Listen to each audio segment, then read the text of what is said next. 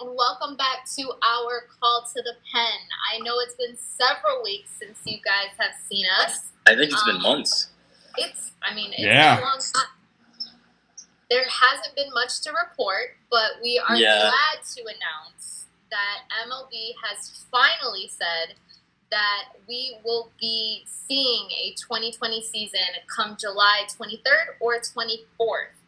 Players will be reporting July 1st. So are you guys excited? Because I think I am. It's about time. I'm not. Tell us why. Just because right now we've already been about 3 months into the season. To play 60 games, it almost feels like a simulated version of a video game. Mm-hmm. It's cool to have baseball back, but it's definitely going to feel weird when you only see the final record being played out of 60 games versus the usual 162. What about you, Sheyne? I'm just waiting for the other shoe to drop. This is already a disaster, which I'll get into once we go through all the details. And it's a recipe for not just disaster, but tragedy. But I'll get into that later. This is very true. So MLBPA, they actually said that they have all the remaining issues have been resolved and players will be reporting to training camps. The coldest statement of all time. Yeah. With good reason, but literally the coldest. It's like basically, it's like when you fire someone, you say, yeah, we wish them the best. Don't let the door hit you on the way out. So with regard to issues, COVID is probably the biggest issue that we're going to be seeing here. They will be staggering reporting dates. They will have a workout process that's broken out into 3 phases, being a smaller group, then the larger group, and then the whole team. And they will have a COVID educational course to make sure that everybody is following all the health and safety standards across the board. Sheyne, I see your eye roll. I'll save it for my rant later. They also will be filling out symptom and exposure questionnaires. I just want to know how these are all going to be processed and what the standards are going to be here regarding those questionnaires. They will also be doing an intake screening, which is kind of a method that's been becoming standard across the board when it comes to COVID. So they're going to be testing their temperatures, doing the nose swab and the blood tests. They will be tested every other day, even if they're asymptomatic, to hope to limit COVID exposure to all the players as well as the members and the staff. So initial thoughts? I can't wait. I can't wait to see how they fill that out, though. Look, half these players aren't taking this seriously, regardless. So what's that possible exposure going to be like? Well, on the night of May 12th, I was at this club, and on the night of June 1st, I was at this other club, and there were these 4 women, and this day there were these 5 women, and then I went home to my wife, and then there was this. But yeah, no, I'm sure I'm good. Please. Also, do they have to report, let's just say he encountered his wife. Does he have to report who his wife came encountered with? If they're doing proper contact tracing? Probably. My question. But I'm also thinking the players, I took the COVID test. You know how uncomfortable it is to have that swab up your nose? Shoved up your nose? Just imagine having that done every other day. I wouldn't stand it. I don't think, realistically, they'll follow through with this maybe the first month, and then they won't be as consistent as the season goes on. I can see How do you guys feel about hearing that the Phillies actually have 7 players and 5 staff members who have tested positive? Not as wonderful as I felt when the news came out 2 days ago that 40 additional players that aren't being named on teams that aren't being named have it as well. So, yeah. Do we see the dominoes already falling is my question. Yeah. Okay, so Toronto Blue Jays. The Toronto Blue Jays don't even know where the hell they're going to be doing spring training because everyone's doing, which is another thing. Okay, real small rant. Another thing. All these governors, everyone's just like, oh man, it's so exciting. Everyone's going to be doing spring training in their home ballparks. Yay! For a place like Arizona where they didn't give a shit to begin with and they got high numbers, a place like Florida, fine, whatever. You're just contributing to a problem that's already started that you're not even at your peak yet. A place like New York, like us, that has peaked in the first wave and has done pretty well and is on the road to recovery and just starting to reopen. Now, all of a sudden, all these players and all this staff are going to come up here. And if you keep them contained, sure, but you're not going to keep them contained. The players fought the idea of being isolated from their family and friends. So you're bringing these people up who have been in Arizona and who have been in Florida back to these states that are doing well. That's not a cause of celebration that they're going to be here testing the waters for the next month during spring training. And then the Blue Jays, because the countries are still have their borders closed, where are they going to play? I'll bet all the money in your pockets to all the money in my pockets that the Toronto Blue Jays will go to the nearest city to Toronto with 2 ballparks so they can alternate if need be. Where would that be? Oh, New York. Whatever. Yeah. With that said, Sheyne, why don't you go into the schedule as well as the rosters? Yeah, all right. Well, the format for regional schedule is finalized. The exact schedule still needs to be made, but we know the structure of it. Every team will play 40 games against divisional foes, 10 apiece, and 20 interleague games against geographic equivalent, meaning like the Mets are going to face the Yankees and the Red Sox and the Blue Jays and so on and so forth. And which makes sense for the least amount of traveling and blah, blah, blah. And then as far as rosters go, the teams will submit a 60-player roster. We'll open with a 30-player roster. Then that's going to, they had to submit the rosters by 3 p.m. on Sunday, this coming up, the 28th. And so basically what's going to happen is that 30 players will be in the active number. That number will drop to 28 after 2 weeks, then 26 after 4 weeks. With there not being minor leagues, each team will have basically 40-player roster, 60-player roster instead of 40, including a 3-man taxi squad that can travel with the team. One of those 3 players has to be a catcher. But the biggest thing is that it remains to be seen who's going to play and who isn't from the main rosters, i.e., high-risk players who just choose to opt out. It's going to be weird because players at high risk will get service time and will get pay, because they're basically going to have an agreement not to play. Players who just opt out, which I really don't foresee many of them doing that, because they're young and they're gung-ho and they're like, oh, I'm invincible. But they won't get service time. They won't get pay. So we'll see. I don't know. Do you foresee anyone on the Mets opting out? Definitely not. No, I don't think so. I mean, especially it's all about the money. Well, it is about the money, but also, I mean, towards the end of the season, we did finish on a high note, although we didn't make the playoffs. Like these guys are eager to play. They're not gonna just sit out because of this, even if it is to play 60 games. Yeah, I don't foresee anyone on the Mets doing that. Definitely not. To be honest, I don't see very many people doing that in general, unless they know that they're high risk, unless that they know that they're going to be exposing themselves to this, unless they're really worried for the most part. Yeah. Victor, you take the DH. Take it, Victor.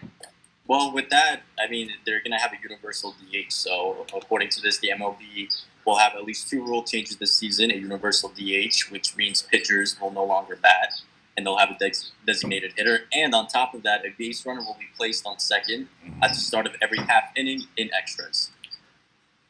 I like the universal DH. I don't feel crazy about it. I don't know about the second base. Same. We're all in agreement there.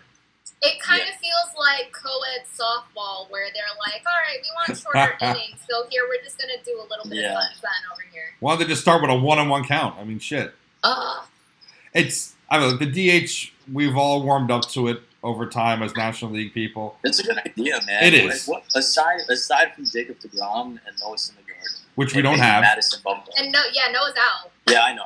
Yeah. And Madison Bumgarner, but I know he plays for Arizona. Like, who could really hit the ball that's a pitcher?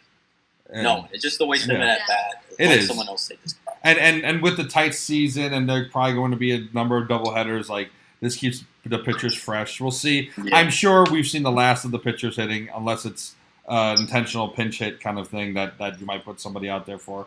I'm pretty sure that as they go into the next player agreement for 2021, maybe 2021, we have the pitchers hitting again, but I think this is pretty much the final nail in the coffin for that. I think we'll see the DH universally moving forward. And as far as the guy on second goes, not thrilled. That'll be tossed out real quick once we get back to normal. Yeah, I feel like this is just going to be a very extended spring training or like a preseason. It almost like I don't know. This would be the year for the Mets to win it. Well, Victor, what did you say last night? What did you say last night exactly, Victor? It was perfect. Well, that would be the most. It would be the most Mets thing to win the World Series this year. Yep. I dread it because I know it's it. possible. No, why? Why do you want a World Series with an asterisk next to it, where we have to deal with these douchebags across town going like, "It's not legit. It's not legit." But if they win it, they'll have a parade. Oh, of course. They'll have a social distancing parade. If the Yankees win it, if the Mets win it, they'll have a Zoom party where all the other teams talk about how it's not legit. It's just, but it could so happen. It could with Cespedes as DH and Cano and Cespedes splitting DH. Yeah. It could happen. And the fact that there's no like fans can't attend the stadium. It's like what kind of playoff atmosphere are you going to have if no one could actually show up and celebrate? I remember laughing in 2008 because the Phillies' final game where they clinched the World Series in 2008 was rained out the first night, so it was 2 halves of a game over 2 nights. And I was like, well, that kind of kills the momentum. Ha ha! If you had to win, at least you won in some weird fashion. This would be far worse. What do you think that they're going to do in order to kind of create that atmosphere for the players? They're going to do what they do in soccer. They have like a sound of the crowd playing throughout the stadium. Do you think they'll do a Zoom party with players and maybe show it on the board? Well, why would they do a Zoom party for what? I don't know, to give the players some little like... Nah, I doubt it. I feel like they're just going to play the normal sounds they do through the stadium, and then they're going to, in the background, they'll play like a crowd chanting or something. If you guys watch like any of the English Premier League or the La Liga, that's what they do now. Mm-hmm. I will say that going back to what we were talking about before, I with the DH and it kind of being dispelling the beginning with the end of pitchers hitting, I think this season will be the grand testing ground, the beta testing for a lot of the changes they want to implement, because they've been talking about extra innings, finding a way to get them down because they want to reduce the run time. Don't get rid of the commercials, but reduce the length of the game so people will watch more, make it more urgent, reduce this, have less games in the season anyway. So I think this is just the beta test for them to see how they can make lasting, fundamental changes to the game that will make it look less like baseball than it has, I feel like. Yeah. I can agree there, especially I think that's another reason why the negotiations probably took so long, because they had that in the back of their head. All right, so the transaction freeze will end this week, so trades will resume. Do you guys have any thoughts on maybe immediate trades that you see happening right away? No, I mean they announced when the trade deadline is going to be. Yeah, that's going to be August 31st. Yep. Yeah. It's just a month out from the normal date, which is July 31st. So I think it's too soon. I don't see any notable Mets being traded away. I would perhaps maybe a month in you'll trade like a role player just to get a reliever back or something, but nothing's going to be a blockbuster trade. I think if anything, any move the Mets make won't be a trade. I think it'll be signing Bartolo Colon. That's not even a joke. Yeah. He wants to play. Or they might trade. Oh, yeah, I heard that too. Wait, trade who, Victor? Steven Matz. Steven Matz. Yeah, I can see that. All right, so we also have a COVID-specific inactive list. So according to ESPN's Jeff Passan, the MLB will have a specific inactive list that players will be placed on if and when they test positive or show symptoms. There will be no set amount of time for the players to sit out, unlike the injured list, which requires hitters to miss at least 10 days. Do you guys see this being problematic in any fashion? Nah. We have to see when the season plays out. Yeah. Because essentially, think about it this way: the everyone who's been exposed in the Phillies, as well as the additional 40 players, all of those will land on the inactive list. Do you think we'll get to see who those additional 40 players? I mean, right now there is today's the 23rd or the 24th. There's still time for those players to recover if they're showing any symptoms. I don't think the Phillies. I don't think their roster is going to be dismantled by any chance. And even so, whenever the MLB comes into action with any sanctions regarding this, I see every ball club starting with their everyday roster, and you won't be seeing any like minor league players or any role players starting. I think that's also. I think the staggered reporting times for spring training is a built-in mechanism to shield the players from being exposed in the press. Those players, like those 40 who have tested positive, that's a way to be like, all right, well, people are going to come in step by step anyway as we follow procedure. This allots them that extra week and a half, 2 weeks to beat it, who have already tested positive, I feel like. Yeah. But yeah, again, once you test positive or start showing signs, by then it's too late. You've exposed everyone you're close to, whether you're 6 feet apart in the locker room or not. So, again, it's a disaster waiting to happen, in my opinion. I mean, I think when it comes to reopening the country to COVID in general, it's all a disaster waiting to happen. It's all about being diligent, making sure that we're all following things to the letter, which is why the educational course will come in handy. Sheyne, why don't you tell us about the unsigned players heading to Nashville? All right. Well, here's perhaps the most surprising element of the details. Hold on. Wait. You have to do it in the Nashville. All right. Here we go. Okay, here. So, unsigned players heading to Nashville. Here are perhaps the most surprising element of the details revealed so far. Per Stark, MLB has talked with the city of Nashville about hosting 2 teams of unsigned players who would be paid to remain in shape as potential replacement players should the need arise during the season. Teams would then have to pay to add these players. It's unclear exactly who would be involved and how it would work, but it's worth knowing that it's a possibility being discussed. So it's a 2-team minor league system in Nashville. Say that again? It's a 2-team minor league. It's a minor league. It's 2-team minor league in Nashville, and it almost feels like when you're playing, what is it? Draft baseball, whatever. Yeah. You know what I'm talking about. Why can't I think of the right term? Pickup baseball. Kind of pickup baseball, yeah. Or when you're doing like you're doing like the league, your own a fantasy league kind of thing. Yeah. But oh yeah, I see. Like in a where you have just a sitting pool of players that you could. I think it's a good idea. Pick up off the waivers.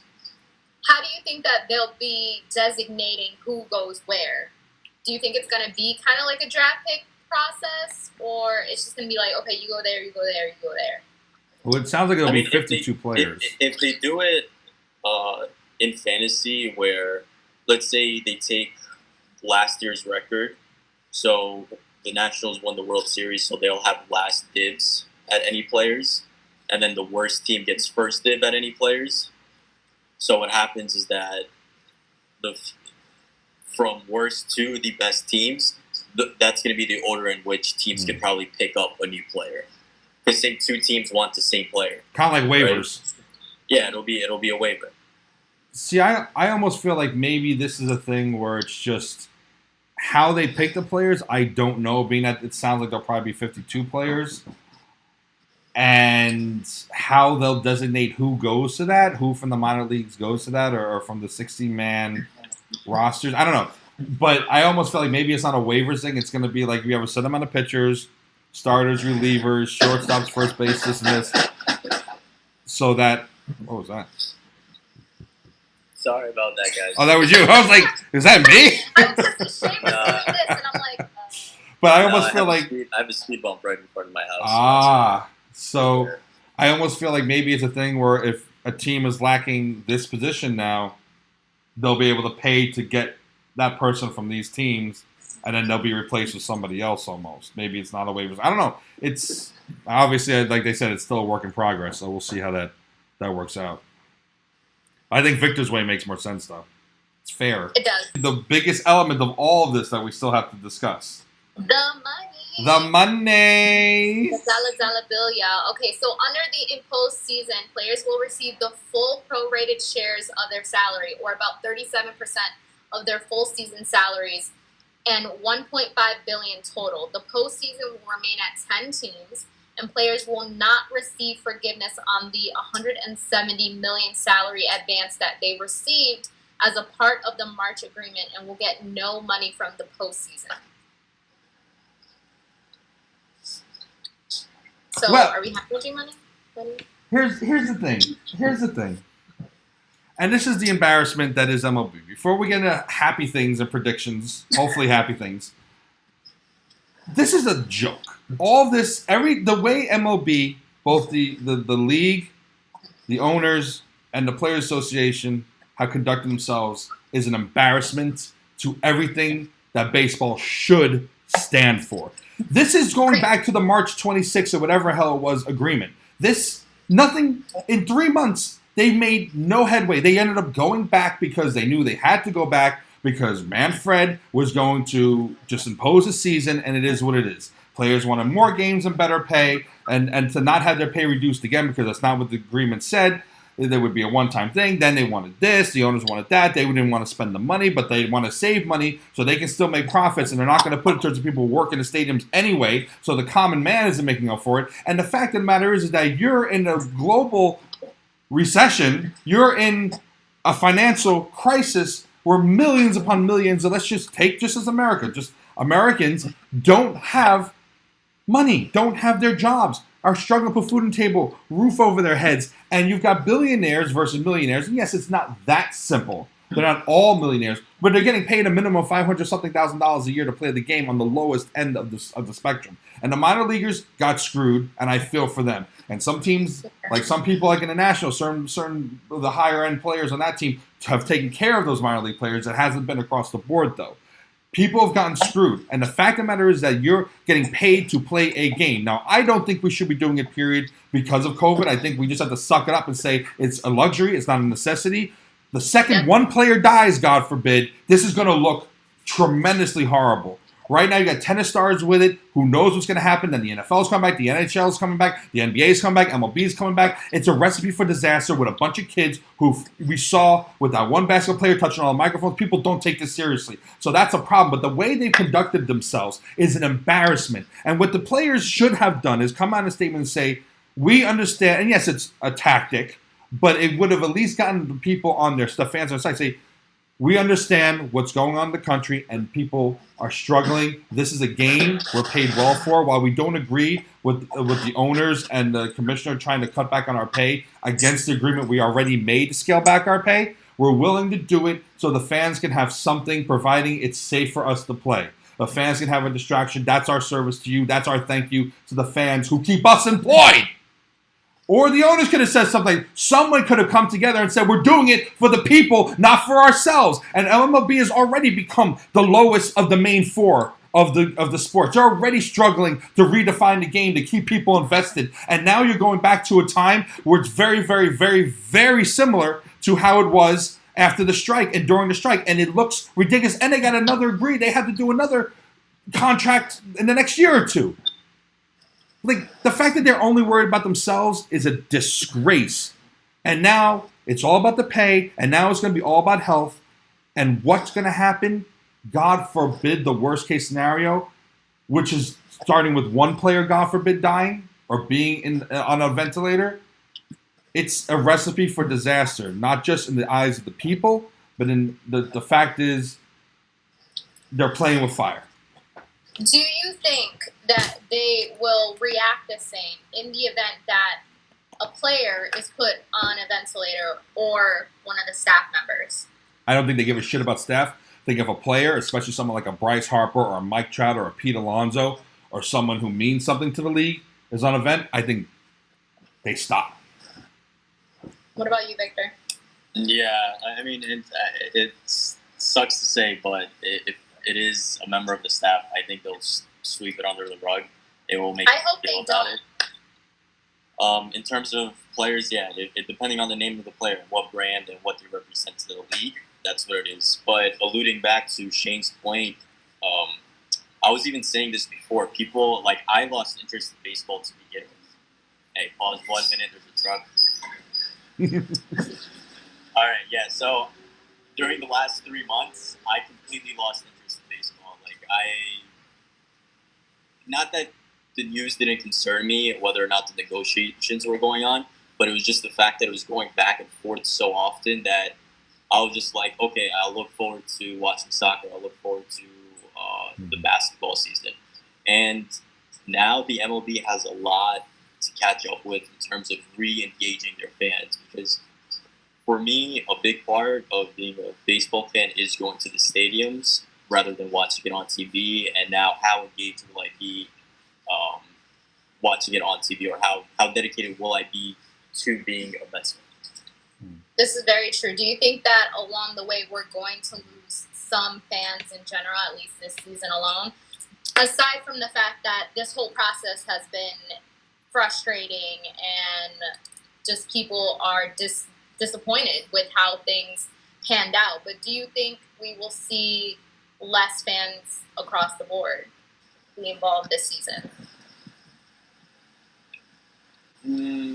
I think a little. I think a little. It's a little conflicting. It's a slippery slope, because on one hand, you could say, yes, there are fans that lost interest and probably won't watch baseball this season anymore, but at the same time, people have been cooped up. They've been wanting something to enjoy recreationally, so they are going to tune into baseball. Now, does this mean fans are going to be outside of the stadium watching the games or anything like that? I doubt it, but you definitely you'll be seeing more fan engagement on social media than in person. Yeah, I think it comes down to, in part, a lot of factors. I agree with you, Victor. It's going to be a double-edged sword. Some people I'm going to be pissed, but I'm going to watch. I'm not saying I'm withdrawing myself from it, but I'm annoyed at them. I'm disappointed in them. I think for a lot of people, it's going to be that. It's like this. Some of it's going to be watching a train wreck. You can't turn away. Some of it's going to be like, F you guys are worrying only about the money and not just getting it together like the other leagues did. And I'm struggling here, but you know what? This is what I've got to distract myself right now. A lot of those people weren't able to go to the games to begin with. So I don't know. It's I think a lot of it also depends on the policies that the teams have. Like when we were looking to do season tickets, possibly, thankfully we didn't. How those people are going to be treated. Honestly, that's one of the things I'm most thankful for. Right? I mean, how are those fans going to be treated, though, as far as refunds or discounts for the next season? I know each team is going to have a different policy, and I'm sure the Mets policy would be one of the worst. And so so many factors are going to go into what happens with the fan base here. I think it's going to be fascinating to see. All right. And on a good note, let's look at some of the tweets that we've seen so far as a result of the news. Sheyne, you want to take it? Who? What's up? Oh, I'll take. Okay, sure. Well, Pete Alonso tweeted, "Baseball is back, baby," and I only have one thing to say, and it was the LFGM, which on the fun side, thank God. On the side note, we were talking about this the other day on text, the three of us. The article from, I think, the Post, where it was like, Pete Alonso is part of the ever-evolving crudeness of baseball, because they had "Let's fucking go Mets." It's like, oh God, you guys have nothing to write about. But here's Pete back with the LFGM. I do love Pete Alonso.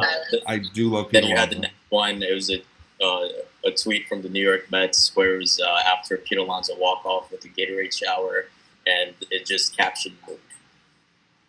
Damn right. And then they had another one an hour after that. That was just let's play ball. Let's play ball. It was one of those gifts of Pete Alonso being very much into it. Yeah. And then, of course, this one I added because of poor Victor.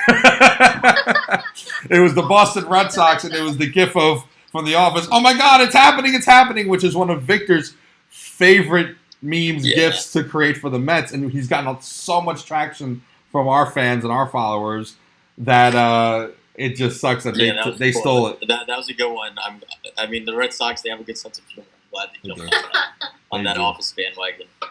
I'm glad you like it. So, well, Victor, you want to talk about predictions? Quick off-the-cuff predictions? Yeah, I wanted to jump into that. I think the Mets will have one of the more competitive schedules, because you're going up against the Atlanta team, the Washington Nationals, the Phillies. Then on the opposite side in the AL, you're facing the Yankees, who, let's face it, they've been the bigger brother in New York, and they have the greatest odds along with the Dodgers right now. Yeah, the odds are like with their 6 signing to of 1. Garrett Cole, like they're looking to be pretty solid. I mean, the Red Sox, they could either be hit or miss. Then what are we looking at? The Blue Jays, who can also be competitive. Tampa, who's also good. Who's on up, yeah. And then hopefully the Mets could take advantage and beat up on the weaker teams in each division. So if you're talking about the Miami Marlins and the Baltimore Orioles. Yeah. So one funny thing though, I don't know if you guys can see this. It says you got to read the caption for us. The Mets can't collapse in June if baseball starts in July. That's amazing. But no, I agree with you 100%, Victor. If we can take advantage of the Marlins, the few times we see the Orioles, but it's going to be a tough season. Yeah, it's going to be pretty competitive. I mean, I don't know how they're going to do the playoff. If it's going to be like the standard division race that we have. I think so. I think they said it's going to be 10. Season, but this is so now before this thing used to be like it's based on how you finish the season.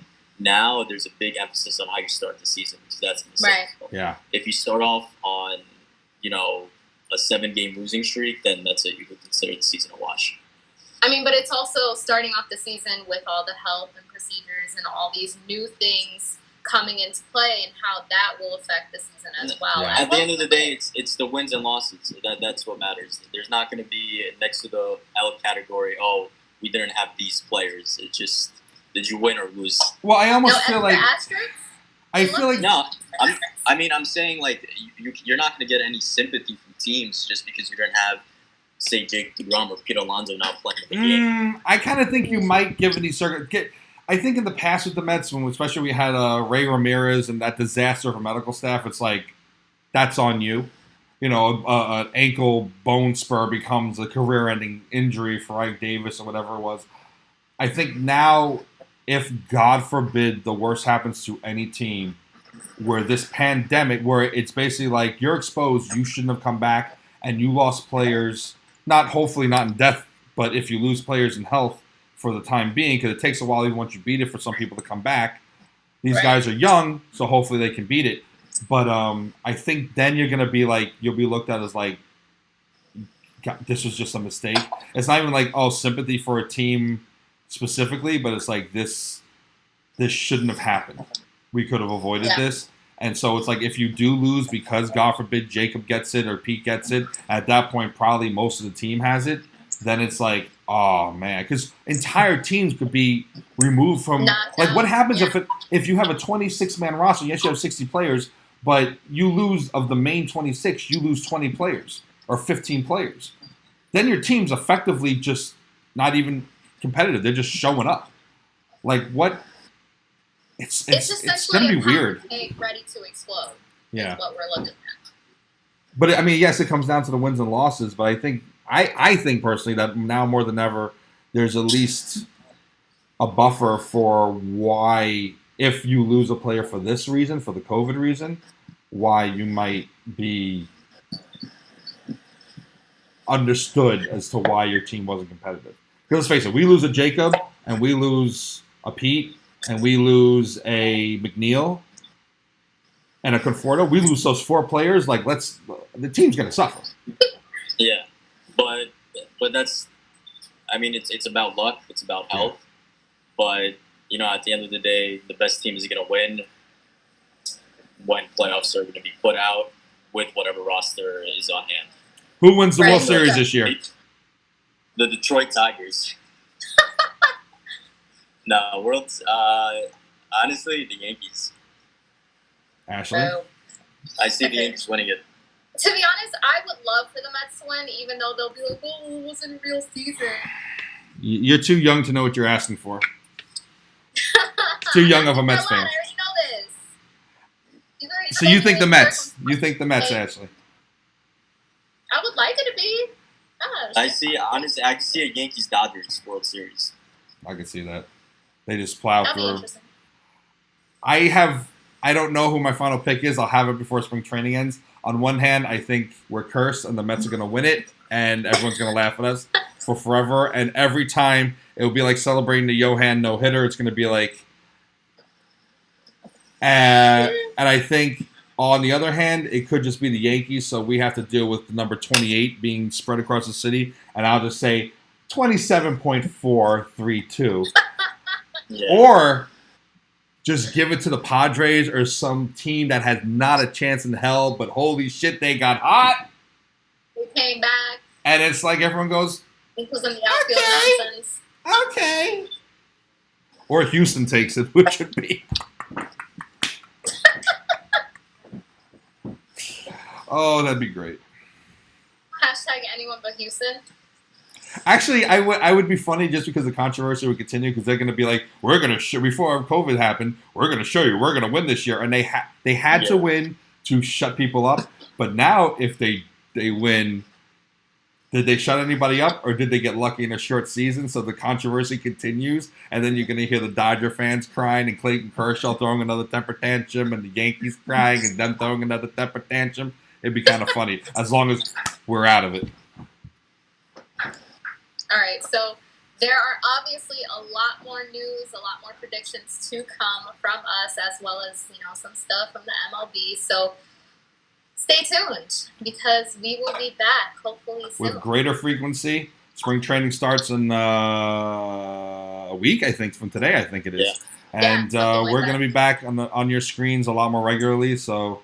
We all took a break, and we didn't want to be that channel that went through every single development. The real reason was because I had to renegotiate my contract. That's true, too. He's only being shot from certain angles this year, ladies and gentlemen. But, we just didn't want to be that channel that went through all the back and forth and gave you false information and false predictions. So we're back with solid stuff, and we're happy to be back, and we just hope that everyone, both players, staff, and everyone who isn't in the MLB, is safe. Absolutely. Victor, you have your papers? I don't have any papers, man. I forgot. It's okay, though. I'll throw my laptop. No, don't throw it. All right, well, this has been our call to the pen. See you later. Bye-bye. See you guys. Bye.